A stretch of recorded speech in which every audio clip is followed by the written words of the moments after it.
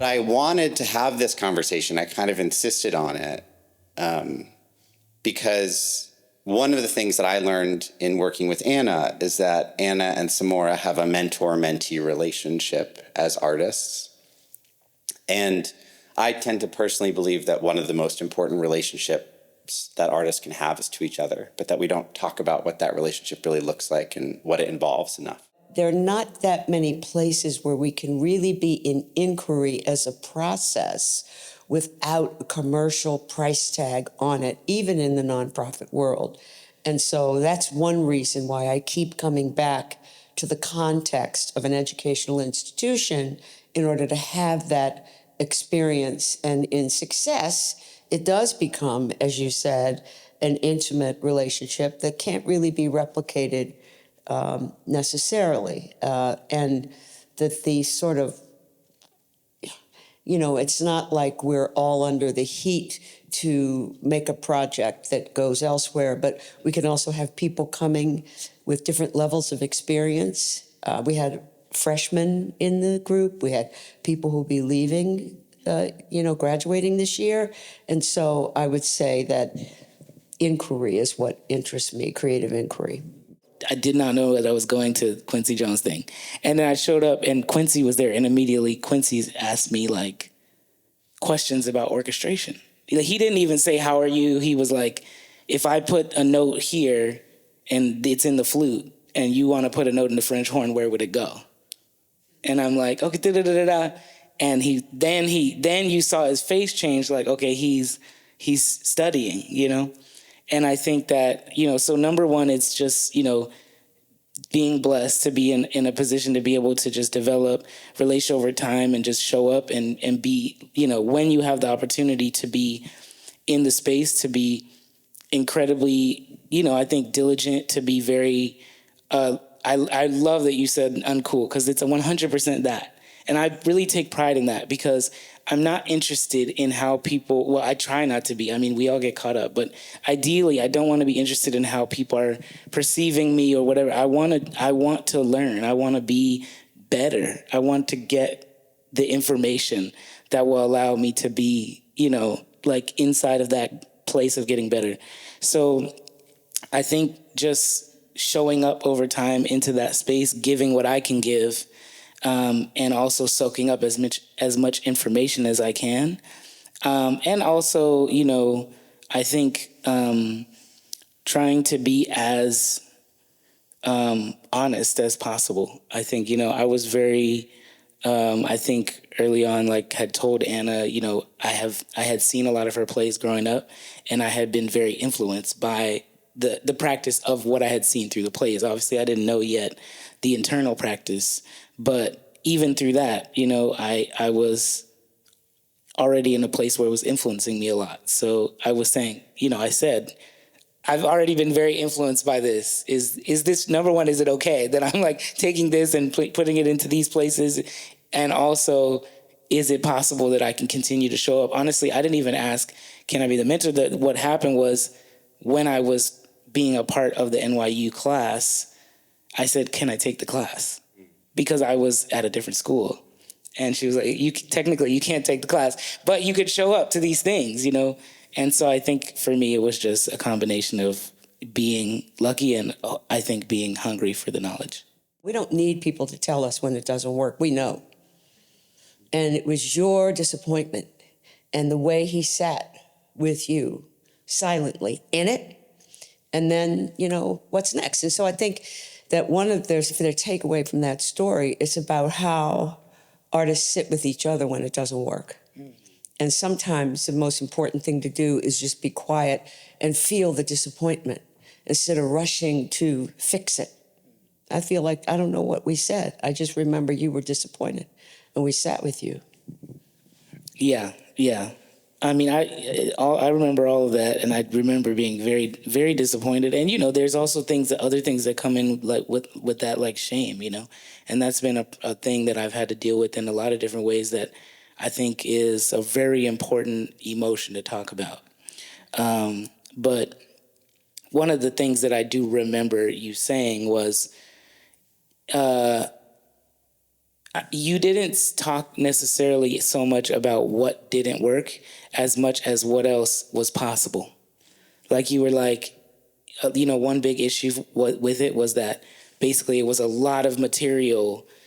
These interview based, it was like audio material that was just heavy after heavy after heavy, and it was like in a performance setting where no one could leave, and so everyone was just overexhausted by the end.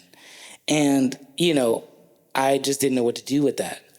And she said, well, have you listened to Steve Reich? There's no teaching, as you said, in any of these art schools for how to, I would say particularly even outside of the business of whatever or like the entrepreneurial energy of whatever your space is, there's even less of a possibility of learning how to do things in an otherwise way.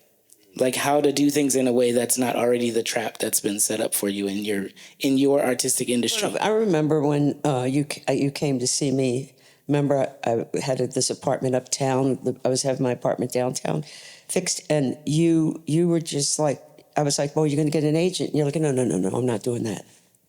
And that was way back in 2014, that you were, before social media even took off to the extent that it did. And you were like, I'm not doing that. And I kind of thought, well, okay. But it worked, right? To find your own way. Well, that goes to another structure, right? Another and structure. I will say that also does go to the disappointment flip to thing, because what I didn't tell you at that time was I had shot my stuff around. No one wanted it, and so I had to go the tell other me way. that, Amanda. He did not tell me that. I didn't tell that because I was ashamed.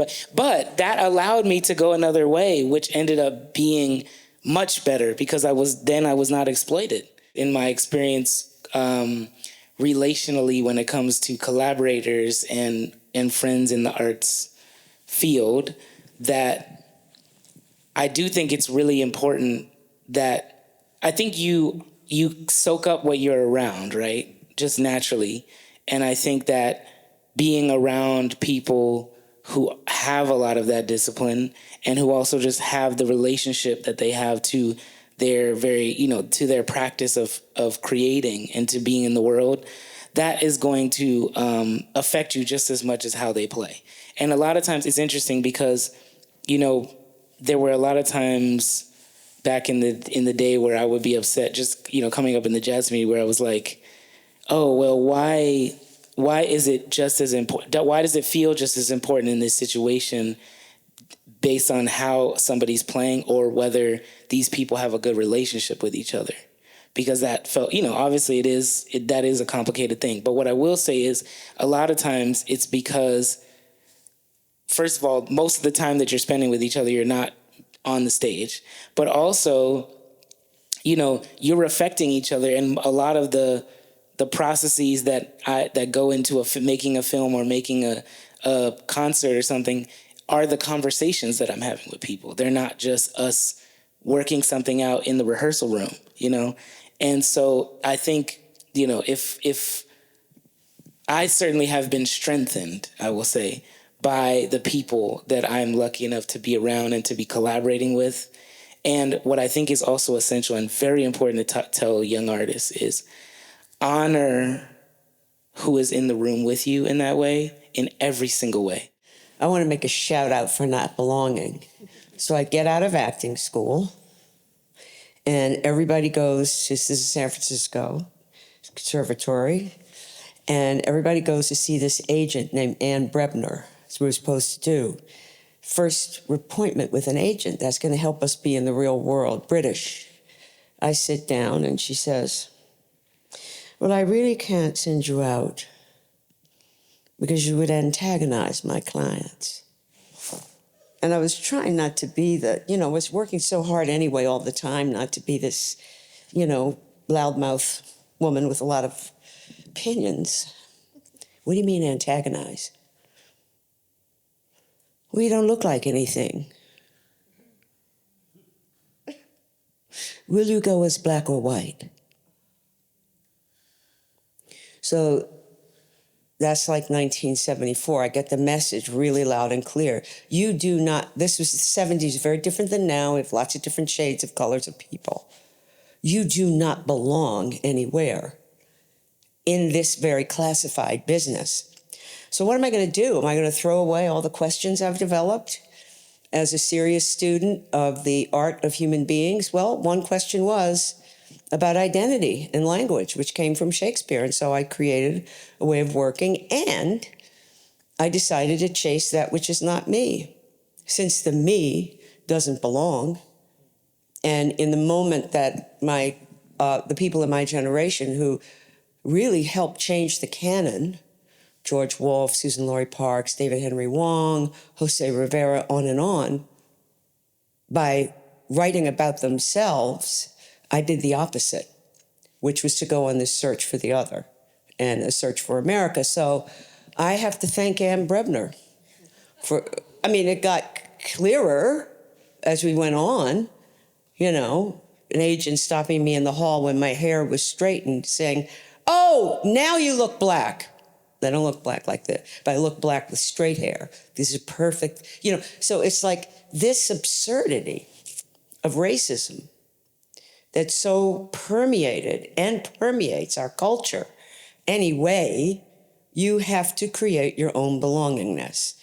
One of the things that I've noticed is that most of the Wesleyan students I meet have some kind of aspiration to change the world with the education they're getting here. And so there's a desire to apply thinking into practice. And this is, we'll see how it goes over, is a pretty beautiful and one-directional idea of how education comes in and goes out to change the world. Thinking about how we learn in multiple directions, because I think one of the things we wanted to talk about tonight was that this mentor-mentee relationship is not one-directional. It's not a candy store. It's not a mentorship is not a candy store. What would it mean to think about mentorship the other direction, right? Well, we hope it is. Right. If it's not, the idea is to learn something about the world, so we hope it's going in both directions. And if it's not, then I guess it's a question about what's in the way of that, right?